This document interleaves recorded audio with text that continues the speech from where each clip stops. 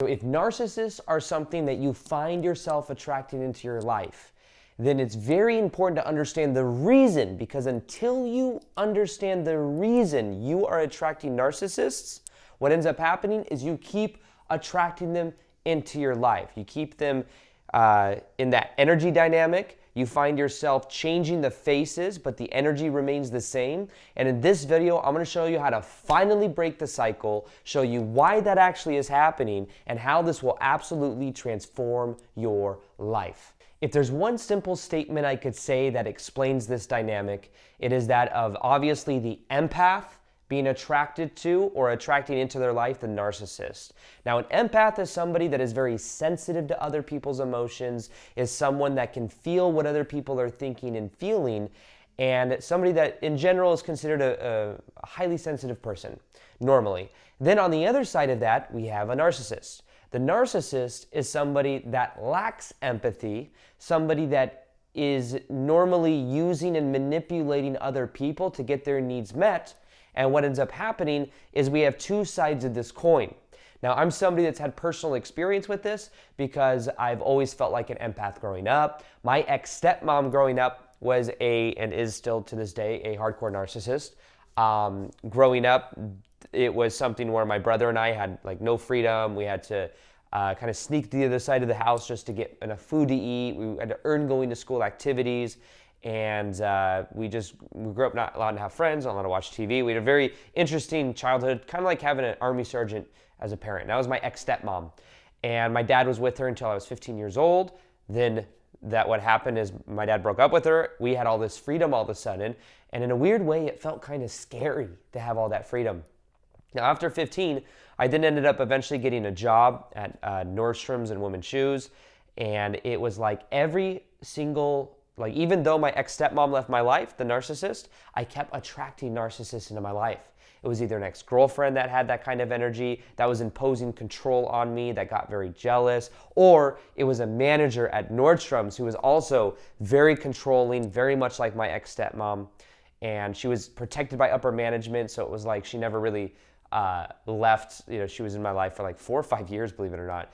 And basically what I realized is that energy dynamic for my ex-stepmom was always there because it was something I was used to and something I was familiar with. And it wasn't until I became aware of this that everything in my life began to change. And that's what I want to share with you. So remember, there's this dynamic. There's the narcissist on one hand, the empath on the other hand. And in the same way, the narcissist was my ex-stepmom, my dad was more the empath. My dad was also like a nice guy people pleaser. That's sometimes a side effect, not the most enjoyable characteristic or side effect of being an empath, but it's there. Now, here is the thing that changes everything, and here's the surprising reason that you can begin to realize.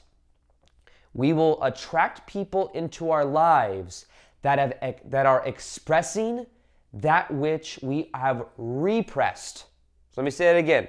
Whatever emotion we are repressing within ourselves, we then attract somebody that is already expressing it.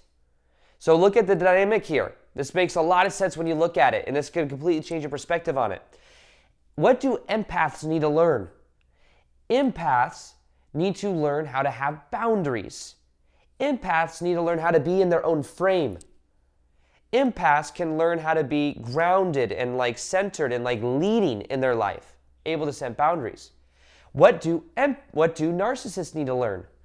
Narcissists need to learn that of empathy, need to learn how to be more considerate to other people's thoughts, needs, and feelings. So what you can see here is that narcissists and empaths attract each other because they actually have something to learn from each other. It is like peanut butter and jelly in a way. Doesn't taste as good, but the idea is that this dynamic attracts each other because there's something to learn from the expression of each energy.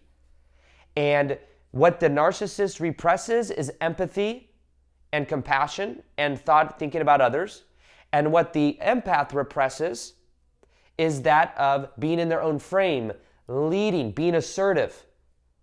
So this was a game changer for me because I made the transition and the shift into being the empath and to being more balanced. Now, both of these, by the way, are kind of the imbalanced ways of going about it. There's a happy medium in the middle that is healthy.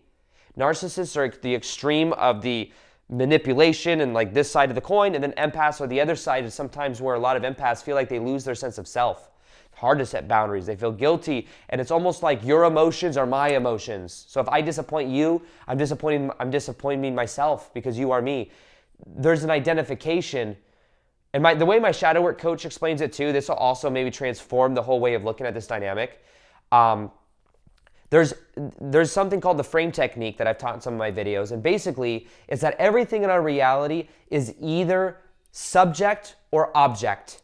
It's either self or other.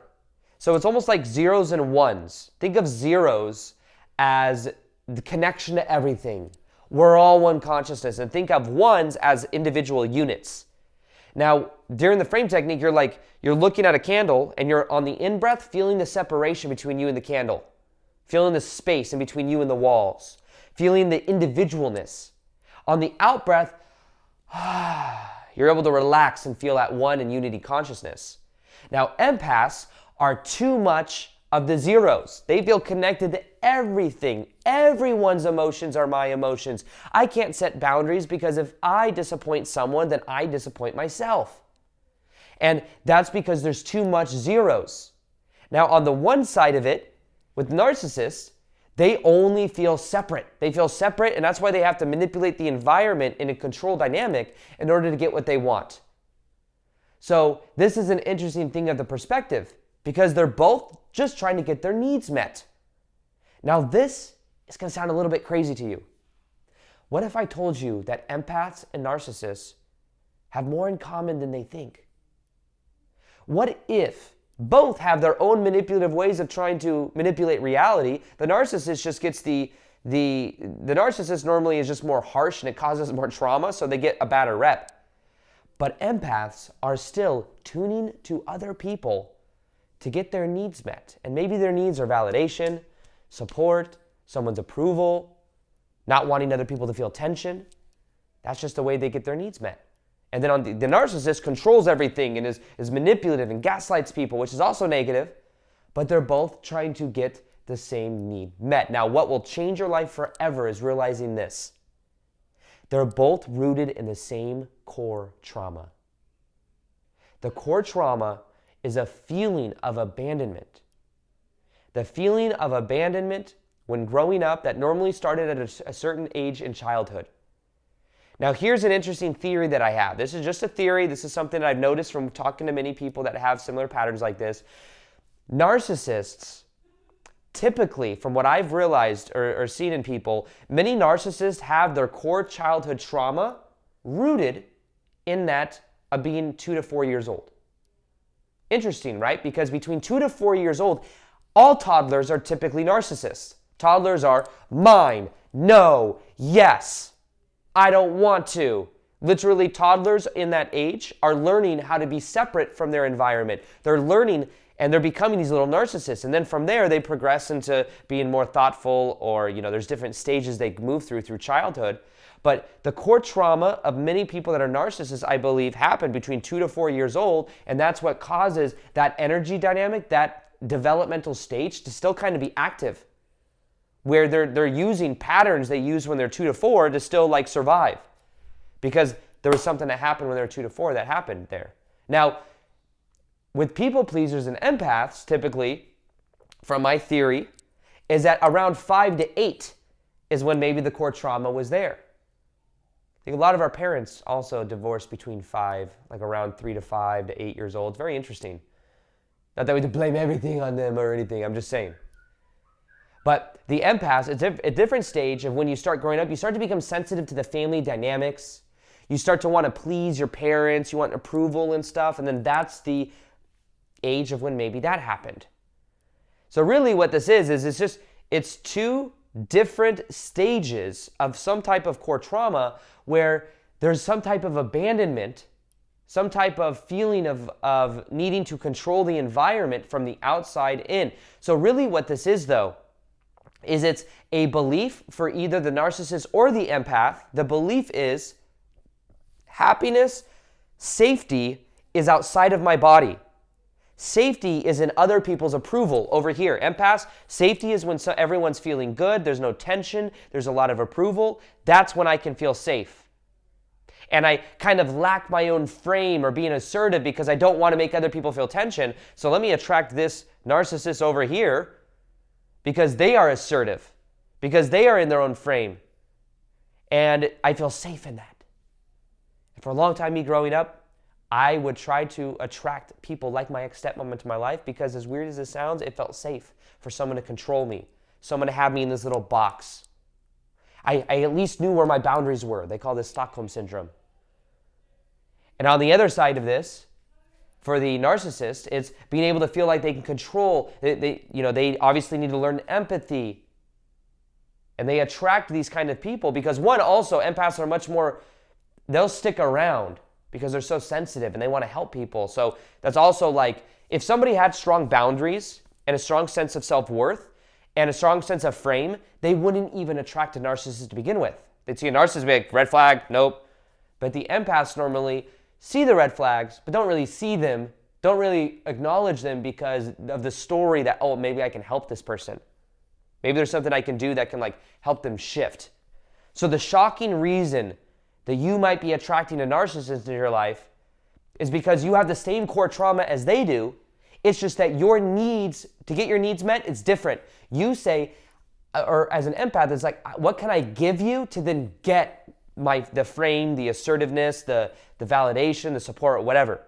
Whereas the narcissist on this side is like, what can I get? How can I manipulate my environment? How can I emotionally get this or that? And it's more of a control manipulation over here that's a little bit more apparent. But the empath over here still has a version of that, which is very interesting.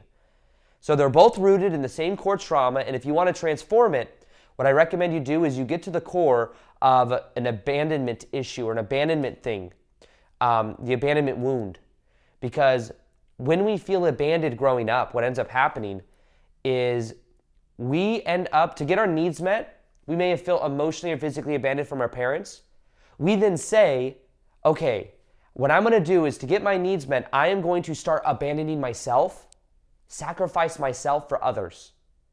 And if I sacrifice myself for others, other people will feel validated, other people will feel good, and then I can feel safe. But by abandoning the self, we're completely losing ourselves in the process. That's not self-love. It's noble and everything, but it's actually more so, it's a feeling of unworthiness that is causing the overextension, the lack of boundaries. So as hard as this might be to hear, the narcissist is an unhealthy expression of the over-assertion, the over-frame and all of that, but there's something you can learn from it. I used to wonder, why did my dad attract this narcissist? And it's because my dad's the empath, and my dad actually has stuff to learn from this narcissist who's pushed him to his edge, stressed him out in a lot of his life, but my dad is learning. She's calling for my dad, because I have two sisters, that's their real mom, my ex-stepmom. And I can tell it's pushed my dad into like almost being more of a fighter, leading, knowing his worth, setting boundaries with her. Like she's literally forced him to do these things. Because otherwise, he just is the nice guy that everyone walks on. You know, there's actually something beneficial there to learn, as crazy as that sounds. And maybe that beneficial thing for you to learn from narcissists is how to say no. How to say no, realize your sense of self-worth, and how to start leading and being assertive in your life so that you don't need somebody like that to manipulate you or make you feel that way. So there is something that also really does help with this process. It's an inner child meditation. It's one of the most powerful meditations I've ever made. You will go to a specific time in your childhood to heal it, to heal that situation, whatever it is, and you will notice that your whole entire energy changes. So if you haven't downloaded this meditation yet, go to aarondowdy.com/child.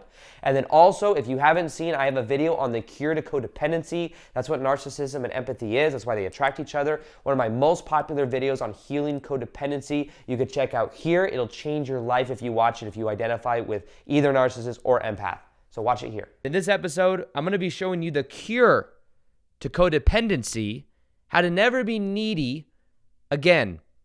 I'm going to share with you also my journey through this process, what I've learned about the inner child, how you can heal this process,